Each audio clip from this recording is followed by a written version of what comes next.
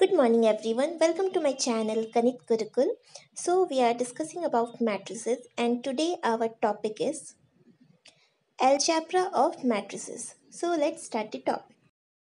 Good morning everyone. So in my previous lecture we are discussing about the topic matrices. In this lecture we are going through types of matrices and the basic definition of matrices. So today we will start the topic algebra of matrices. Okay, जैसे number system में हम दो numbers को plus minus divide multiply या quotient find कर सकते हैं, इन the same manner matrices के साथ हम कौन कौन से ऑपरेशन अप्लाई कर सकते हैं इसके बारे में हम पढ़ेंगे। इसमें हम बेसिकली जो पढ़ेंगे, फर्स्ट ऑफ ऑल तो हम पढ़ेंगे एडिशन ऑफ मैट्रिसेस। ठीक है, दो मैट्रिक्स को हम ऐड कैसे करेंगे इसके बारे में हम पढ़ेंगे। देन डिफरेंस ऑफ मैट्रिसेस, दो मैट्रिक्स का डिफरेंस कैसे फाइंड करेंगे इसके बारे में पढ़ेंगे। Third one is multiplication of matrix, multiplication of a matrix by a scalar के स्केलर से मल्टीप्लाई कैसे करेंगे। स्केलर का मतलब normally real number, real number से हम किसी मैट्रिक्स को मल्टीप्लाई कैसे करेंगे इसके बारे में हम पढ़ेंगे। Fourth one and the most important one, multiplication of two matrices,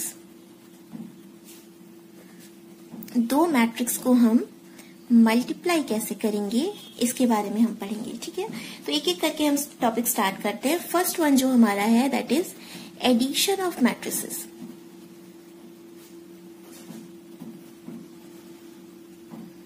ठीक है, दो मैट्रिक्स को हम ऐड कैसे करेंगे।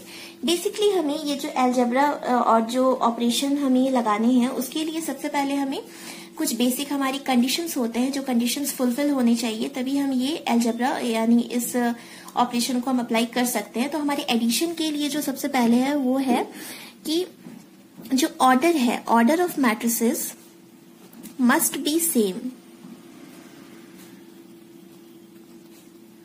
ठीक है, ऑर्डर जो है दो मैट्रिक्स का, जब हमें दोनों को ऐड करना है दोनों का इक्वल होना चाहिए तभी हम दोनों मैट्रिक्स को ऐड कर सकते हैं।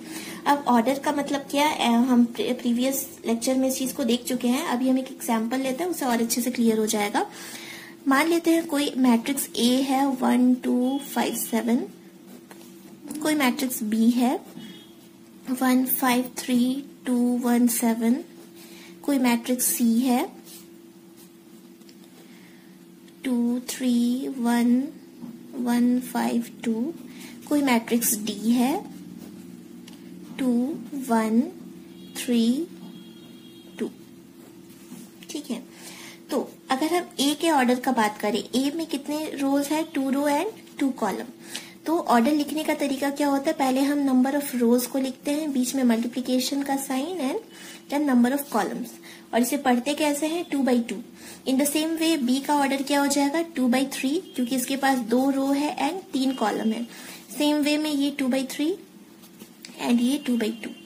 तो ऐड करने के लिए हमारा कंडीशन क्या है कि मैट्रिक्स का जो ऑर्डर है वो सेम होना चाहिए। तो इसमें देखो ए का ऑर्डर 2 by 2 है, बी का ऑर्डर 2 by 3 है।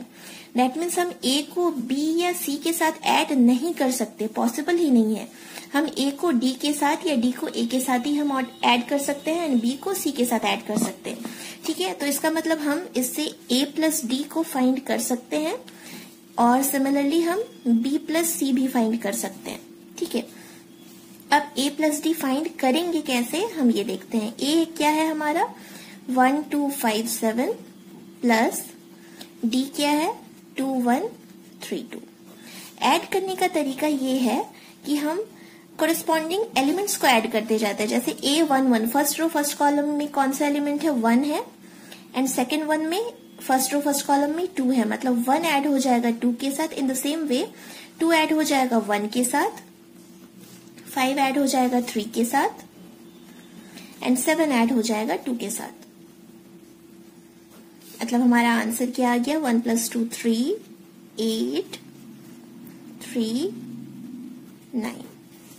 ठीक है, इन द सेम वे अगर हमें बी को प्लस सी करना है, बी है हमारा 1 2 5 1 3 7 प्लस 2 3 1 1 5 2। 1 ऐड हो जाएगा 2 के साथ, दैट इज 3, 5 ऐड होगा 3 के साथ, 8, 3 + 1 4, 2 + 1 3, 1 + 5 6, 7 + 2 9। ये हो गया हमारा आंसर। ठीक है, तो इस तरह से हम दो मैट्रिक्स को क्या कर सकते हैं, ऐड कर सकते हैं। फर्स्ट ऑफ ऑल हमें चेक करना पड़ता है कि दोनों का ऑर्डर जो है वो सेम है या नहीं है, और अगर ऑर्डर सेम है तो हम दोनों की करस्पॉन्डिंग एलिमेंट्स को क्या करते हैं, ऐड कर देते हैं। ठीक है, ये हो गया addition. The second one is subtraction, या जिसको बोला जाता है difference, subtraction of two matrices. इसके लिए भी हमें सेम वही कंडीशन अप्लाई करना है, ऑर्डर मस्ट बी सेम। ठीक है, इसका मतलब कि हम यहाँ हमारे पास जो 4 मैट्रिसेस है A B C D, A को D से माइनस कर सकते हैं या D से A को माइनस कर सकते हैं, D से C को माइनस कर सकते हैं या C से B को माइनस कर सकते हैं। A और B में नहीं कर सकते हम, C और D में नहीं कर सकते। ठीक है, A या C का नहीं कर सकते। इसका मतलब हम सीधे हम एग्जाम्पल पे जाते हैं। अगर हम फाइंड करना है तो A - D हम फाइंड कर सकते हैं, और इसमें भी एडिशन की तरह सेम तरीका है।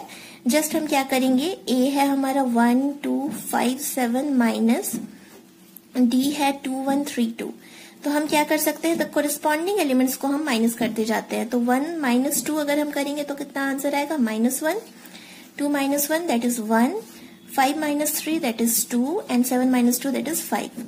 जस्ट हमें और कुछ नहीं करना है। A - D जब फाइंड करना है तो A को पहले लिखेंगे, -D करेंगे, एंड कोरिस्पॉन्डिंग एलिमेंट्स को हम माइनस करते जाएंगे। सिमिलरली हम B - C करके देख लेते हैं। ठीक है, 1 2 5 1 3 7 है मान लेते हैं, -2 3 1 1 5 2। माइनस करते जाओ, 1 - 2 दैट इज -1, 5 - 3 2, 3 - 1 2, 2 - 1 1, 1 - 5 -4, 7 - 2 5। ये हो गया हमारा सब्ट्रैक्शन। तो इस तरह से हम एडिशन और सब्ट्रैक्शन ऑफ मैट्रिसेस कर सकते हैं। ओके, हमारा जो थर्ड ऑपरेशन है वो है multiplication of a matrix bye scalar real number. ठीक है, किसी रियल नंबर से अगर हमें किसी मैट्रिक्स को मल्टीप्लाई करना है तो हमें क्या करना पड़ेगा। इसके लिए कोई डिफाइन हमारे पास रूल या कुछ कंडीशन फॉलो करने की हमें जरूरत नहीं है, जस्ट हमें मल्टीप्लाई करना है। ठीक है, तो हम एक एग्जाम्पल से ही इसे समझ लेते हैं। मान लेते हैं आपके पास कोई मैट्रिक्स A है 1 2 3 4। ठीक है, 2x2 का मैट्रिक्स है 1 2 3 4, और आपको बोला जाएगा किसी स्केलर रियल नंबर से मल्टीप्लाई करने। मान लेते हैं आपको 4A फाइंड करने के लिए बोला जा रहा है, तो आप क्या करोगे, 4 × A क्या है 1 2 3 4। आपको क्या करना है, इस स्केलर यानी इस रियल नंबर से हर एक एलिमेंट को मल्टीप्लाई करते जाना है। ठीक है, दैट मीन्स 4 × 1 कितना आ गया 4, 4 × 2 8, 12 16, and this is the answer. Scalar से जब मल्टीप्लाई करना है तो हमें कुछ नहीं करना है, सारे एलिमेंट्स को हम क्या करेंगे, जस्ट उस नंबर से मल्टीप्लाई कर देंगे। इसी में एक और चीज आ जाती है, वो है नेगेटिव ऑफ अ मैट्रिक्स।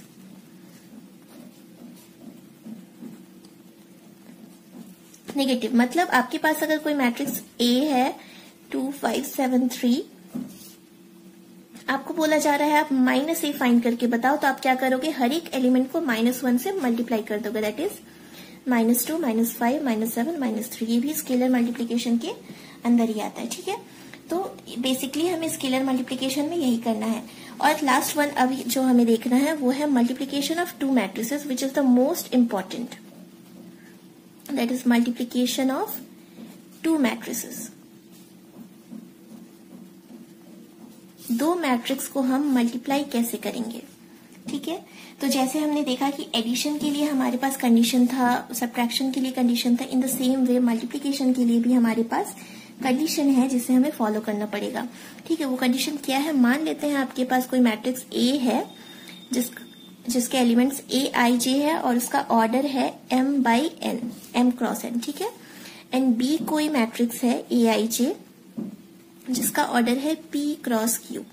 ठीक है, तो दोनों मैट्रिक्स को आपस में मल्टीप्लाई करने के लिए हमारा जो फर्स्ट कंडीशन है वो है कि इन दोनों से ये जो n है और p है दोनों को सेम होना पड़ेगा, तभी जाके हम मैट्रिक्स को मल्टीप्लाई कर सकते हैं। m और q का वैल्यू कुछ भी हो सकता है, लेकिन n और p जो है, ठीक है, that is number of column in first matrix must be equal to number of rows in second matrix. ठीक है, यही तो है ना, number of column in the first matrix is equal to number of rows in the second matrix. ये corner corner ये दोनों same होना चाहिए, तभी जाके हम दो मैट्रिक्स को जो है मल्टीप्लाई कर सकते हैं। ठीक है, जब आपको ए बी फाइंड करना है तो ए का जो नंबर ऑफ कॉलम होगा बी के नंबर ऑफ रो के इक्वल होना चाहिए, तभी जाके आप फाइंड कर सकते हैं। इसमें और एक चीज है कि ए बी और बी ए जो है वो दोनों सेम नहीं हो सकते। हमें इसी से ही पता चल जा रहा है, जैसे जब हमें बी ए फाइंड करना पड़ेगा तो बी का ऑर्डर क्या है, बी का ऑर्डर है पी क्रॉस क्यू एंड ए का ऑर्डर है एम क्रॉस एन।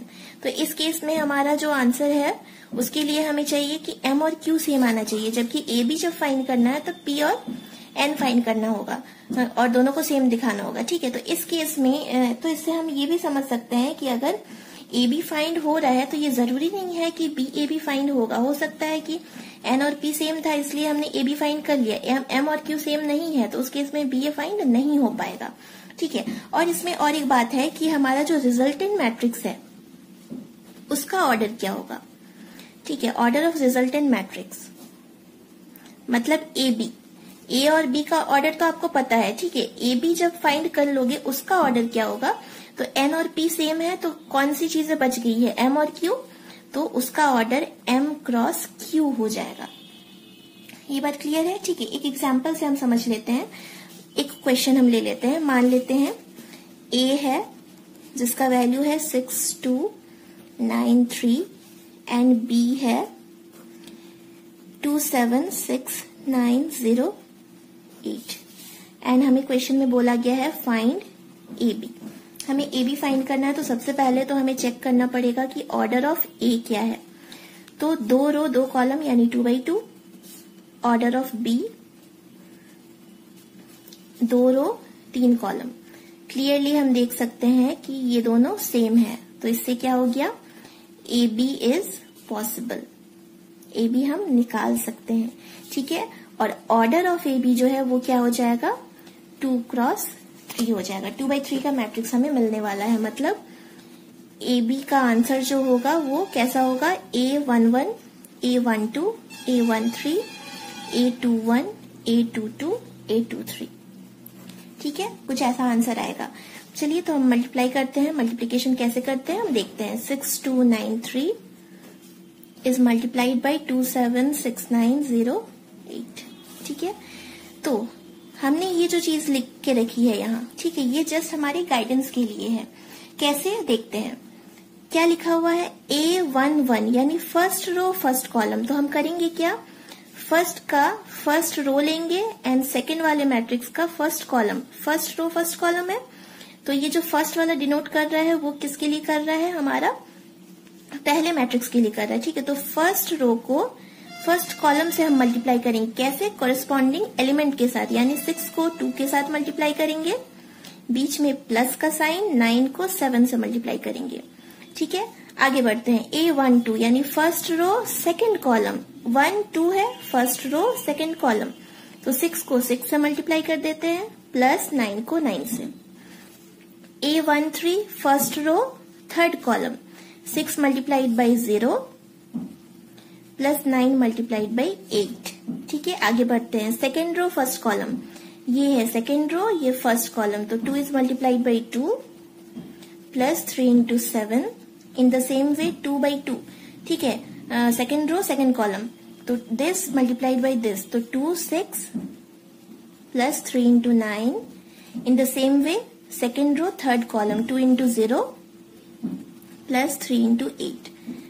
अब थोड़ा सॉल्व कर लेते हैं हम। 12 plus 63, 36 plus 81, 0 plus 72, 4 plus 21, 12 plus 27, 0 plus 24। तो हमारा आंसर आ गया 75, 117, 72, 25, 39, 24। सो ये है हमारा आंसर। इस तरह से जो है हम दो मैट्रिसेस को क्या कर सकते हैं, मल्टीप्लाई कर सकते हैं। ओके, मैट्रिक्स मल्टीप्लिकेशन से रिलेटेड हम एक और क्वेश्चन देख लेते हैं। हमारे पास दो मैट्रिसेस हैं, ए है 1 2 3, बी है 2 3 4 और हमें फाइंड करना है ए बी। ठीक है, तो कैसे करेंगे? फर्स्ट ऑफ ऑल तो हमें ऑर्डर ऑफ ए पता करना पड़ेगा। ऑर्डर ऑफ ए कितना है, कितने रोज है?